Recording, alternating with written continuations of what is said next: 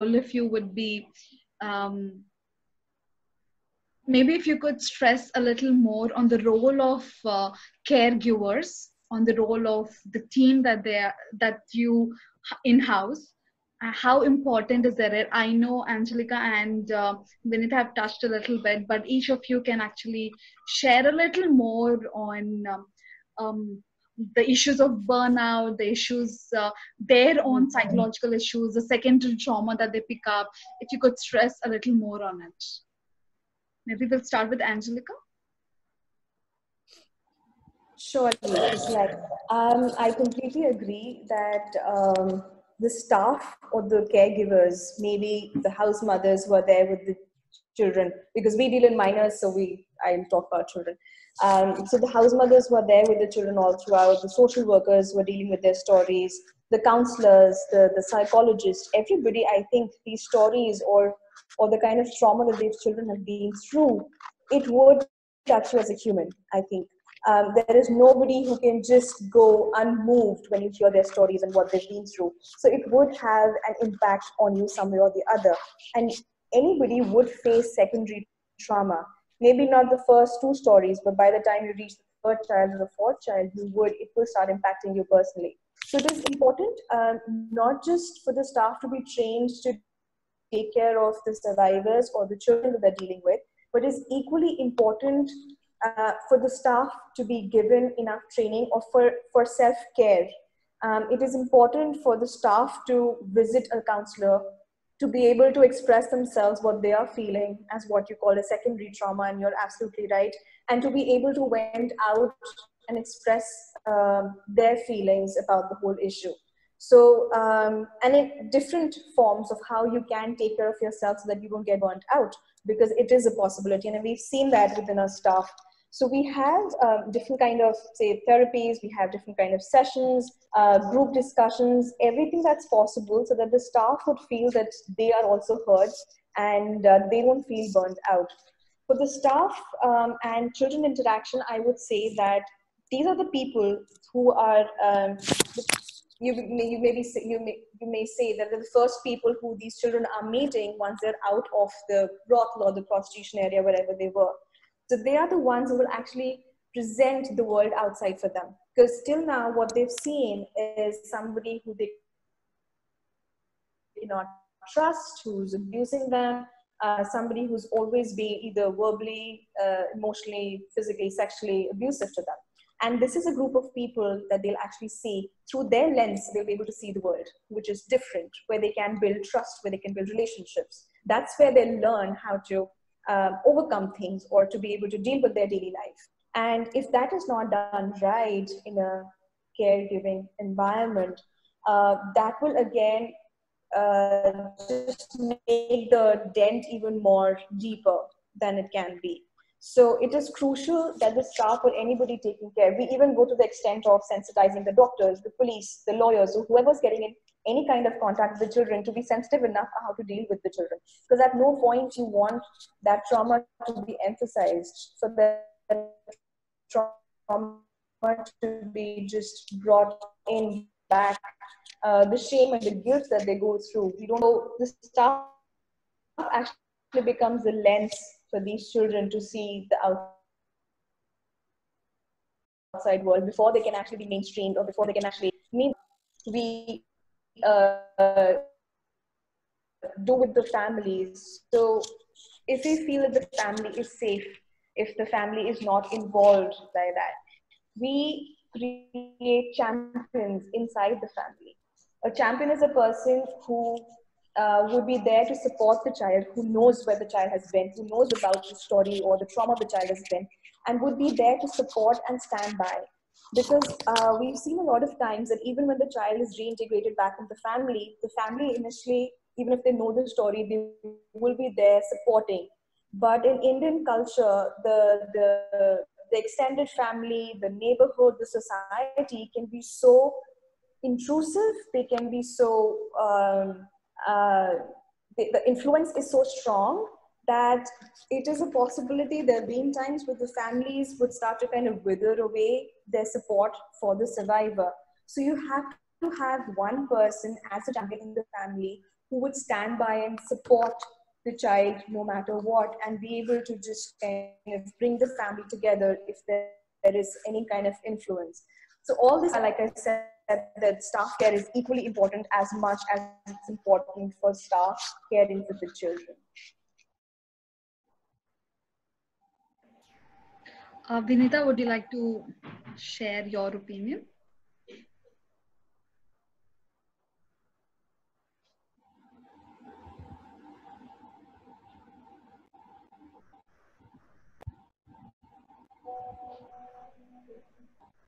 Vinita ji?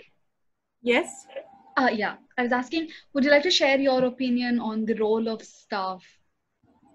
Yes. We say that this is 100% burnout rate in this aftercare job. So we caregivers, we generally get burnout 100%. So we have a concept of soul care, because once we train our staff to take to process their emotions, um, like they don't have to bottle it out up with them, but it's their story, and it's their another it's our life. So there's a fine line between their victim story and our life. So you have to be train them to listen story as analyst, and analysis the story, write down the things. The very day they listen story, they have to write down the things on a paper. That gives their burden off of the mind. Once they're written, they jot it down. That means they everything from the mind has come the paper, and they go a little lighter weighted outside. So yes, this is we send the caregivers for the spiritual trips and the spiritual retreats. we mostly we mostly guide our girls, our survivors too, to have a personal relationship with the God, and take every staff, everything to God. And that's what we deal with as counselors also. We tell them to take the things to the God and leave the things to God to deal with it. And just come next day with a fresh mind and with less burden heart.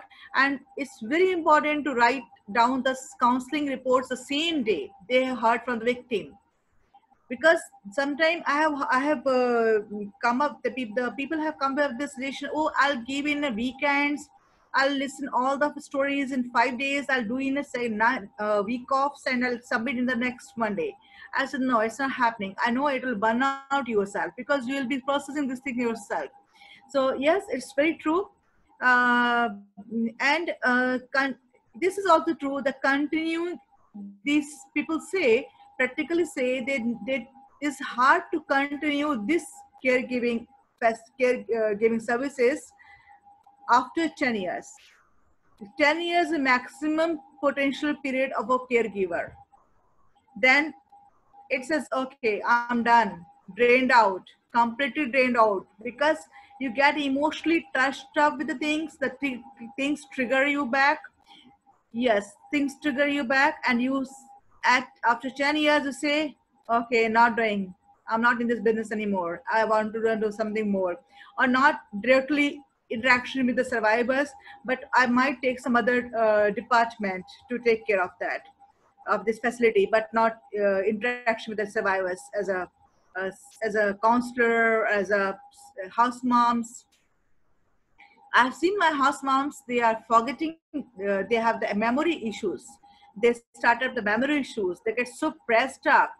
And we have some practical things to send them on leaves, get them some recreational activities, and to get some mentors.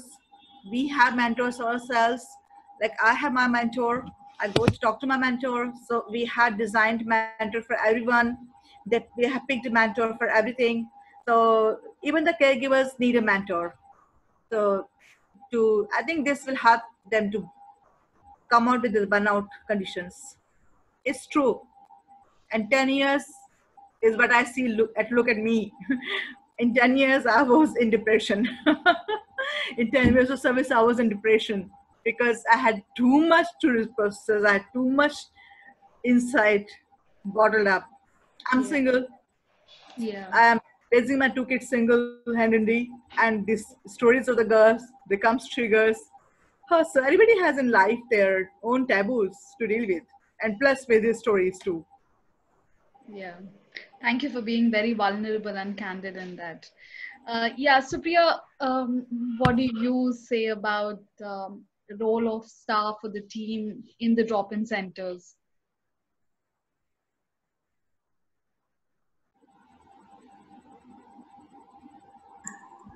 Well, in the role of the staff, basically our staff, we try to directly intervene because we have health specialist, and even I am there. So we usually work through volunteers. So our volunteers are not that trained. So their work is only to identify cases, to identify and let us know. Ultimately, we are the one who intervene. But I can say that I have worked in both the areas, and the area that I'm working in right now is not really, we don't go through a lot of secondary trauma because the children have not gone through that kind of experience. But hearing to what Angelika and Vinita were sharing, I have experienced myself a lot of secondary trauma. There were times I wanted to run away. There were times I just didn't want to take calls. There were times I just didn't want to go to shelter homes. There were times I would say I leave my heart at home and I used to go because you kind of, it can be very emotionally draining. At the time when I enter the shelter home, I'm full of energy, and at the time when I come out of the shelter home, I feel like I've lost all my energy. It's very real. We can't say that it's easy to work with survivors of trafficking. It's very difficult. And I never understood, because when I used to come home, I never understood what I was going through because I never wanted to talk to people. I just wanted to be alone. And that's why I say hats off to all of us that are working in this area. It is not easy. It is the darkest area that you're working in, and we must take care of ourselves. And we must take a break. We must take a break. That is where we need, we can do a lot of therapy, we can do a lot of things, but I feel for myself that we need to take a break, we need to take care, and yes, always must, yes, come back. And again, unless until we don't take care of ourselves, we can't take care of the survivors. So that's what I feel. So for us, yeah, for Crystal Light, for us, for me right now in this area right now, we don't face that kind of trauma. So it's not like that. It's basically, it's just informed counseling and stuff that we go through. So yeah. Thank you. Very, very vast. A lot, very. Yes.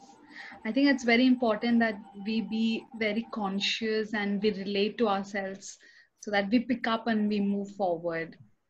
Yeah. Over to you, Krista. Yeah, I definitely concur with what everyone said, especially Angelika. A lot of the same plans and steps as what we do. It's funny, I was with a couple last night and they asked, how can you do this every day? Like, oh, yeah, it's heavy. It is just a heavy darkness.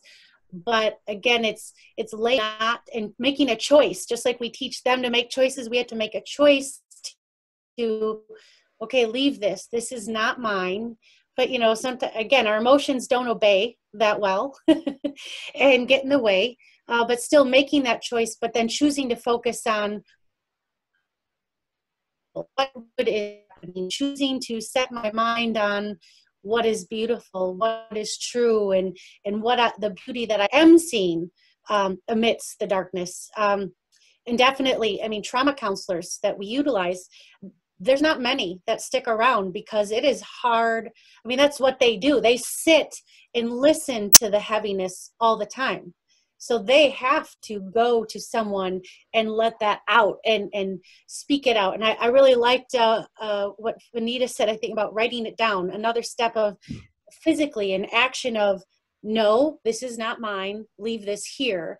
To help you make that choice to not carry it. It's not that you're forgetting it and you're not carrying.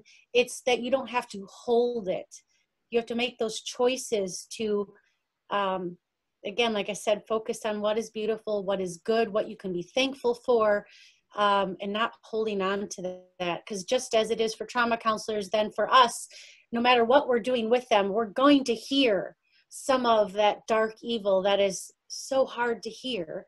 And there's just no way around it. It's just not pretending that we're strong enough, that we're good enough, that we're superheroes, we're fine, but to not play those games in our head and justify that we're fine, but acknowledge from the get-go every day we have got to, that we encounter that, we've got to remember to make that choice and go, okay, I'm done with that. I can't fix that,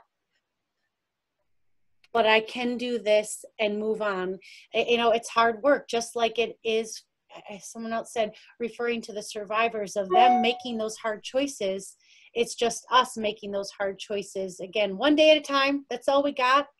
And some days we probably do better than others, because again, those darn emotions are very hard to control. You know, we can have all the right answers, we can have the right tools and you know, steps laid out for our staff and for us to go and download and let go. But those emotions sometimes don't follow those rules and those steps, and they just won't leave. And so it takes work and I think even practice. But I think the biggest thing that I've seen and heard from so many is really just that thinking you're fine. And yeah, I'm fine. Go on to the next day, do my thing, thinking you're fine. But all those things are piling up in the back and you're pretending they're not there. And that's when you get in a whole lot of trouble. And that's when these shelters, these services close, because they're not taking care of themselves, and then they shut down. It's not always funding. It's also because they're not doing their job well. And that's really, okay, if we're really going to do our job well is to take care of ourselves. You know, it's not putting us before them. It's not bad that we're not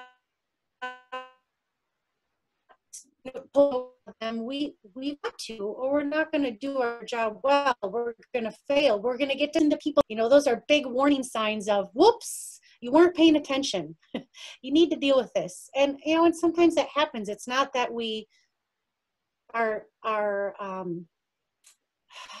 it's not that we're terrible. It's that we're human. We've made a mistake. Oops. We let this creep in and we didn't realize it. It's a time for correction. It's just when we're foolish and prideful, we're thinking, yeah, I'll be okay. That's when we're wrong. That's when we are doing an injustice to those that we want to walk alongside. And so I think really being knowledgeable about that and not being really cautious to not make justifications of our circumstances and what we're dealing with, and really utilizing and the steps that we set up so that we do not let them down, that we do not shut doors, that we are there. And because re-victimization is real, and we can and because if we don't take care of ourselves, we could also re-victimize those that we serve, because we're not healthy.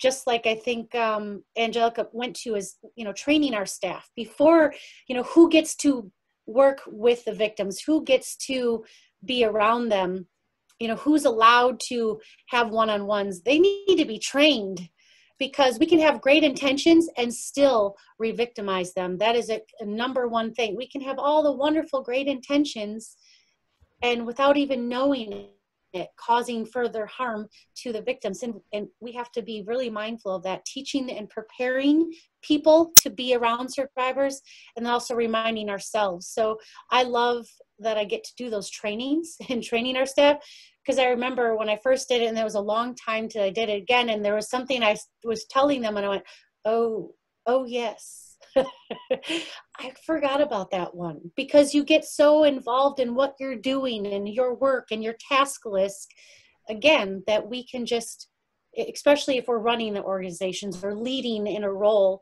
we can really just kind of forget those little details and just keep moving. And again, then now we're in trouble, and now we're causing more harm, and we're not doing our job well. So self-care and training and all of that is is just as vital as everything else. Again, some things may seem like minor details, but each part is important so that we can do our job well and serve those that need our support. Yeah, absolutely. I think self-care, even as leaders, even as team, is very, very important. So I want to end the session, but with closing remarks from each one of you. I mean, all of you are so wonderful in what you are doing. You're doing an amazing job. If there is one thing that you want to leave us with, in your own words, from your experience, what would be that one thing or one last remark that you want to leave us with? Maybe Angelika, do you want to go first?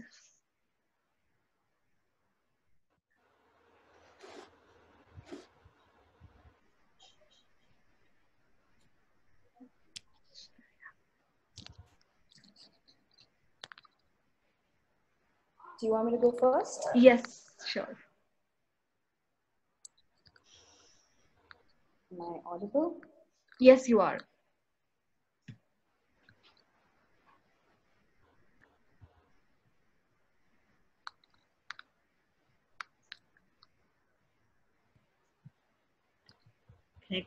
Can I go Am first? I audible? Yeah, now you're audible.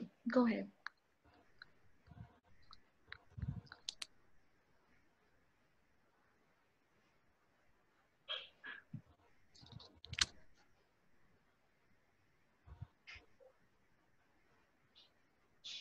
We can't hear you nor see you.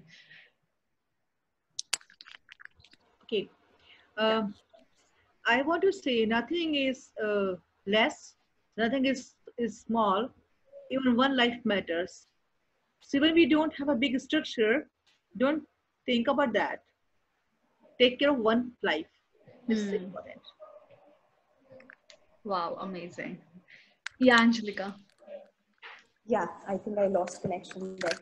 I think I'll just say something that we truly believe in. That there is no dearth, and I think this is a quote from somebody I really remember. But then there is no dearth of doing good if you don't care who takes the credit. So there is no dearth of doing good in whatever field that you're doing if you don't care about the credit. And I think the kind of work that we are all doing, we need like-minded people fill in all those gaps and loops for each other so that the entire cycle of trafficking, of rehabilitation, of reintegration, everything is kind of taken care of. Because each of these loops or these gaps missing will just be beneficial for the bad guys and not for the ones that we're working. So bringing people together to work for the same cause and being as creative as you can, I think that would really help us in what we're trying to do and solve the purpose. Yeah, thank you so much, Krista. Thank you. Yeah, for me, Crystalite, this would be my ending words, is that to give is better to receive. Whatever we are giving, we always want to receive.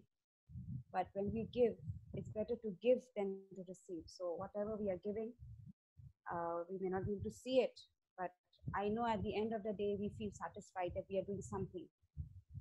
At the end of the day, we are all having a peaceful sleep, no matter what we are, it's been times of hardships and anything, but we know that we are giving. We are not just taking. So let's continue giving, because it says it's better to give than to receive. Yeah, that's all.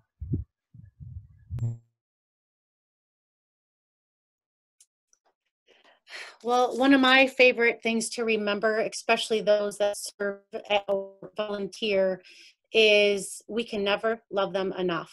So remember, no matter what you do but what you do is enough. The little things can make a big impact. What I have found is even when we don't offer everything that we want to offer yet, that the main thing that they need is that we listen and we're present. So if we do that, that's the best. But to remember that we can never love them enough.